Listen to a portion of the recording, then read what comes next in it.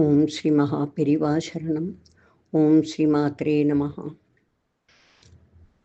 சதா பாலரூபாபி விக்னாத்ரி ஹந்த்ரி மகாதந்தி வக்த்ராபி பஞ்சாஸ்யமான்யா விதீந்திராதிமிருக்யா கணேசாபிதாமி விதத்தாம் ஸ்ரீயம் காபி கல்யாணமூர்த்திஹி. மாதக்ஷணம் ஸ்னபய மாம் தவ வீக்ஷிதேன மந்தாக்ஷிதேன சுஜனை அபரோக்ஷிதேன காமாட்சி கர்ம திமிரோத்கர பாஸ்கரேண ஸ்ரேயஸ்கரேண மதுபத்யுதி தஸ்கரேண. சதாசிவசமாரம்பாம் சங்கராச்சாரிய மத்யமாம் அஸ்மதாச்சாரிய பரியந்தாம் வந்தே குரு பரம்பராம். ஸ்ருதி ஸ்மிருதி புராணானாம் ஆலயம் கருணாலயம் நமாமி பகவத்பாதம் சங்கரம் லோகசங்கரம். அபார கருணா சிந்தும் ஞானதம் சாந்தரூபிணம் ஸ்ரீசந்திரசேகர குரும் பிரணமாமி முதான்வகம். ஐங்கார ஹ்ரீங்கார ரஹஸ்யயுக்த ஸ்ரீங்கார கூடார்த்த மகாவிபூஜ்ய ஓங்கார மர்ம பிரதிபாதினீभ्यां நமோ நம ஸ்ரீ குரு பாதுகாभ्याம். இனி 63வது ஸ்லோகம். தேவியின் முகத்தை சந்திரனாக வர்ணனை செய்கிறார். ஸ்மித ஜோஸ்னாஜாலம் தவ வதன சந்திரஸ்ய பிபதாம் சகோராணாம் ஆசீத் அதிரசதயா சஞ்சு ஜடிமா அத்தஸ்தே சீதாம் சோஹோ அமிர்தலஹரீம் ஆம்லருச்சயः பிபந்தி ஸ்வச்சந்தம் நிசி நிசி ப்ரூஷம் காஞ்சி கதியாம். சென்ற 62வது ஸ்லோகத்தில் அம்பாளின் உதடுகளின் காந்தியை வர்ணித்த பகவத்பாதாள் இந்த 63வது ஸ்லோகத்தில் தேவியின் புன் சிரிப்பு தவழும் அழகிய முகத்தை வர்ணிக்கிறார். சக்கோரம் என்பது தேவலோக பட்சிகள். அவை நில ஒளியை அருந்தி வாழுமாம். நிலவின் ஒளி அதற்கு ஆகாரமாம். இப்படி இருக்க தேவியின் முகம் சந்திரனுக்கும் மேலாக இனிமை நிறைந்து பிரகாசமாக இருப்பதால் இந்த ஒளியை சக்கோர பட்சிகள் தித்திக்கும் பானமாக கருதி பருக ஆரம்பிக்கின்றதாம். ஒரு கட்டத்தில் அவைகளுக்கு திகட்டி விடுகிறது. புளிப்பு சுவையை பருக வேண்டும் என்று எண்ணி சுக்லபக்ஷ இரவில், அதாவது அமாவாசையிலிருந்து பௌர்ணமி வரை உள்ள இரவுகள், சுக்லபக்ஷ இரவில் சந்திரனுடைய சந்திரிகையை பார்த்து இது புளித்த பழைய கழுவு நீர் என்ற எண்ணத்துடன் மிகவும் திருப்தியோடு ஒவ்வொரு இரவிலும் அதை அந்த சக்கோர பட்சிகள் பருகுகின்றதாம். இப்படி சந்திரனை காட்டிலும் தேவியின் முகம் மேலானதென்றும், சந்திரிகை அதாவது நில ஒளியை காட்டிலும் தேவியின் புன்சிரிப்பு தவழும் முகம் பிரகாசமானது, மதுரமானது என்று பகவத்பாதாள் வர்ணிக்கிறார். ஸ்ரீமத் ராமாயணத்திலும் அயோத்தியா காண்டத்தில் சுமந்திரர் ராமனை தசரதருடைய மாளிகைக்கு அழைத்து வரும்பொழுது வால்மீகி ராமரின் வதனத்தை சந்திராதபி காந்தம் ஆனனம் யஸ்ய, அதாவது சந்திரனை காட்டிலும் அழகான முகம் என்று ராமனின் முகத்தை வர்ணிக்கிறார். ஸ்ரீ தேவி பாகவதத்தில் ஹிமவானிடம் தேவியானவள் லோகத்தில் தர்மம் குறையும் காலத்தில் நான் ராமன் என்ற பெயருடனும் கிருஷ்ணன் என்ற பெயருடனும் புருஷ வேடம் போட்டுக்கொண்டு தர்மத்தை ரட்சிக்கிறேன் என்று சொல்லியபடி ராமனும் தேவியினுடைய ஸ்வரூபம் என்கிற தத்துவம் புலப்படுகிறது. அதனால் ராமனுடைய முகமும் தேவியின் முகமும் சந்திரனுக்கும் மேலாக பிராணிகளுக்கு சந்தோஷத்தை கொடுக்கக்கூடியது என்பது தெளிவாகிறது. இனி ஸ்லோக வரிகளும் அதன் அர்த்தங்களும். ஸ்மித ஜோஸ்னா ஜாலம் தவவதன சந்திரஸ்ய பிபதாம். பிரகாசமான சந்திரனை ஒத்த உன் முகத்தில் ஒளியே பிபதாம் பருகும். சகோராணாம் ஆசித் அதிரசதயா சஞ்சு ஜடிமா. சக்கோர பட்சிகளுக்கு அதிரசதயா உன் முகமாகிய சந்திரனுடைய ஒளி அதிக தித்திப்பாக இருப்பதால் சஞ்சு ஜடிமா ஆசித் திகட்டி விடுகிறதாம். அத்தஸ்தே சீதாம்சோஹோ அமிர்தலஹரீம் ஆம்லருச்சய. இதனால் அந்த சக்கோர பட்சிகள் ஆம்லருச்சய, அதாவது புளிப்பு ருச்சி உள்ளதாக எண்ணி சந்திரனின் அமிர்த லஹரி அமிர்த பெருக்கை, அதாவது ஒளியை பிபந்தி ஸ்வச்சந்தம் நிசி நிசி பிருஷம் காஞ்சி கத்தியா. காஞ்சி கத்தியா அதாவது புளித்த கடுகு நீர் என்ற எண்ணத்துடன் ஒவ்வொரு இரவிலும் இஷ்டப்படி திருப்தியோடு பருகுகிறதாம். அதாவது நில ஒளியை பருகி வாழும் சக்கோர பட்சிகள் அம்பாளின் நிலவு போன்ற முகத்தின் ஒளி தித்திப்பாக இருப்பதால் அதிகம் பருகி மகிழ்கின்றன. அதுவே ஒரு கட்டத்தில் திகட்டும் போது ஏதாவது புளித்த பதார்த்தத்தை சாப்பிட வேண்டும் என்ற ஆசை ஏற்படுகிறது. சுக்லபக்ஷ இரவில் சந்திரனுடைய சந்திரிகையை பார்த்து இது புளித்த பழைய கழுவுநீர், இதை அருந்துவோம் என்ற எண்ணத்துடன் மிகவும் திருப்தியோடு ஒவ்வொரு இரவிலும் அந்த சந்திர ஒளியை அது பானம் செய்கிறதாம்.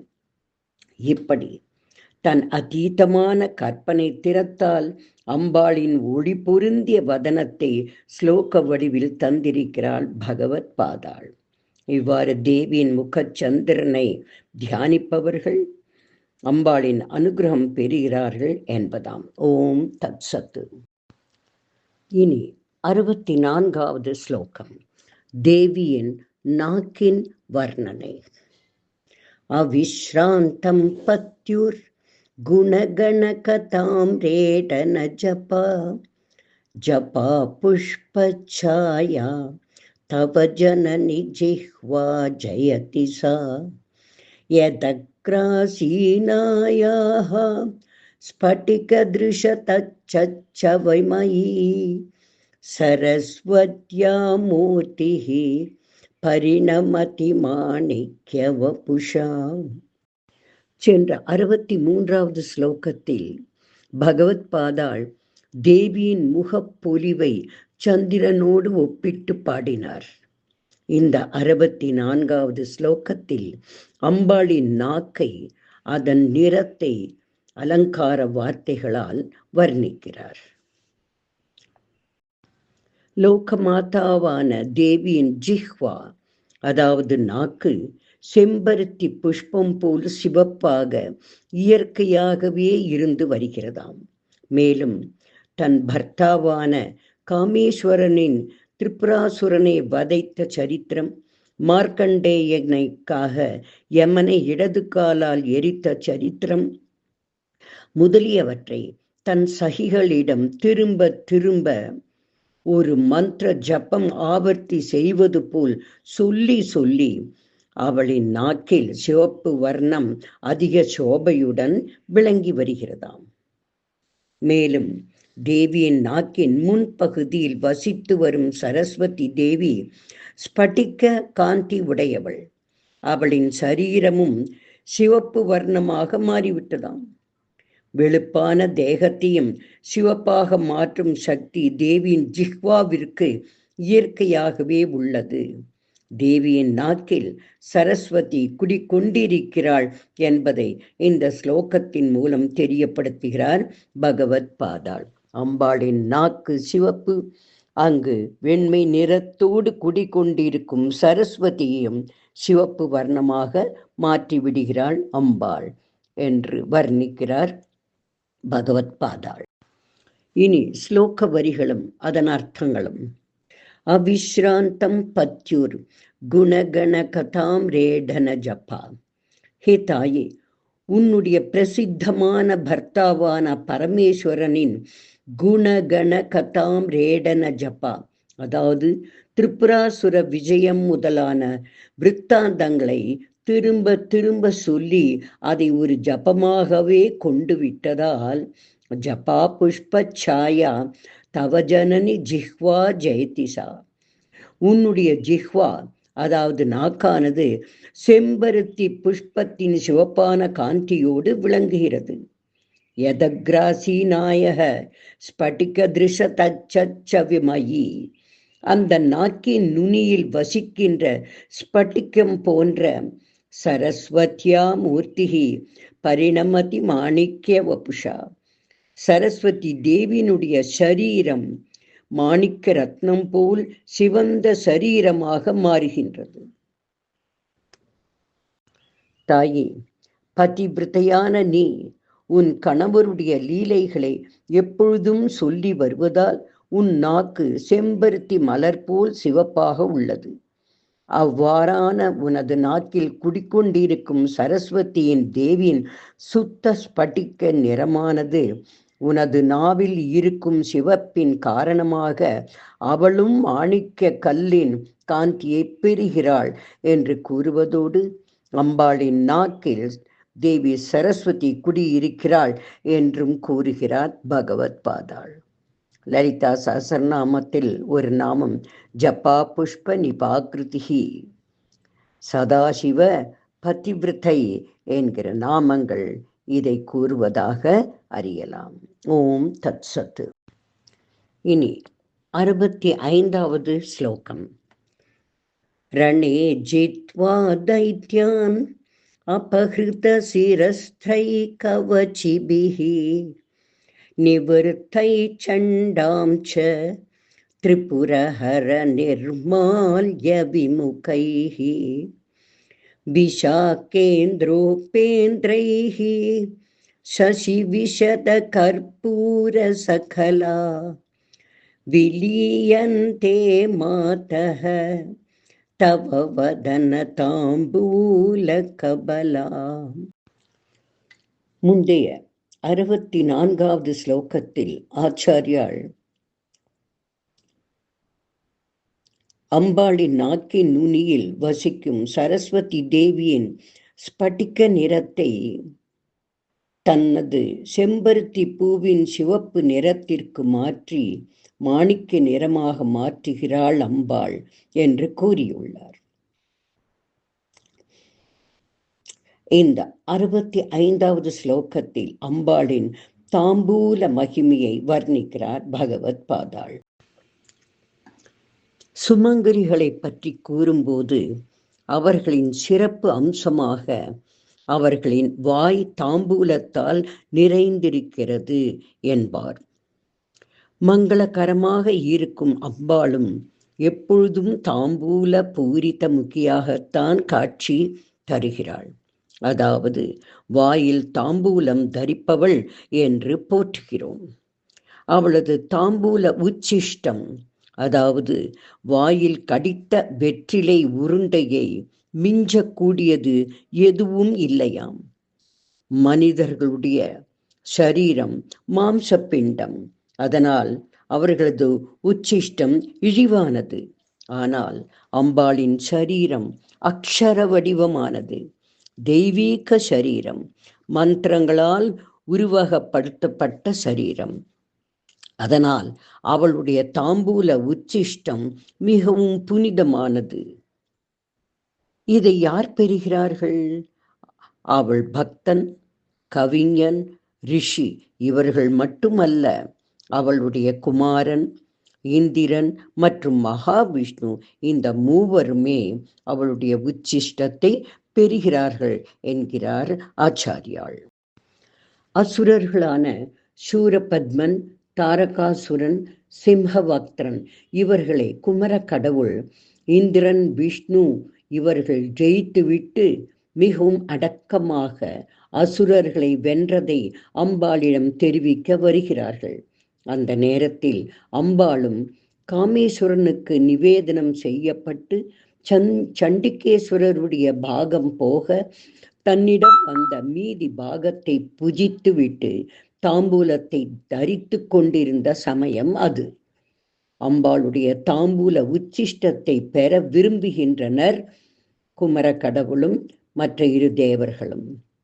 தாயாரும் அந்த திவ்ய தாம்பூலத்தை பரம அனுகிரகத்துடன் அவர்கள் உட்கொள்ள கொடுக்கிறார்கள். அதை புஜித்த அவர்களும் பரம சக்தியோடு ஞான பண்டிதனாகவும் விளங்குகின்றனர் என்று 3 தேவர்களுடைய சக்திக்கு காரணமாக அம்பாளின் உச்சிஷ்ட பிரசாதத்தின் மகிமையை பகவத்பாதாள் இங்கே சிறப்பித்து கூறுகிறார்.